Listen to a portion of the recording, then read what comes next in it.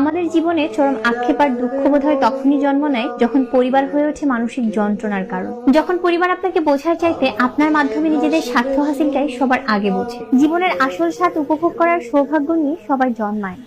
পৃথিবীতে এমন অনেক মানুষ আছে যারা কোনো না কোনো ভাবে নিজের পরিবারের মানুষ দ্বারা আঘাত পায়, লাঞ্ছিত হয়। নিজের দুঃখ, কষ্ট, ভালো লাগা, খারাপ লাগা অনুভূতি যখন পরিবারের কাছে প্রকাশ করা যায় না, এর থেকে যন্ত্রণাদায়ক অনুভূতি আর হয় না। একটা নির্মম সত্যি কথা কি জানেন? আপনাকে যখন আপনার পরিবারের মানুষগুলোই বুঝবে না, তখন আপনি যার কাছেই নিজেকে ব্যাখ্যা করতে যান না কেন, পৃথিবীর কোনো মানুষই আপনাকে বুঝবে না। আপনার অসহায়ত্ব, দুঃখ, কষ্ট কারো কারো কাছে কেবলই গল্পের পৃষ্ঠা মাত্র।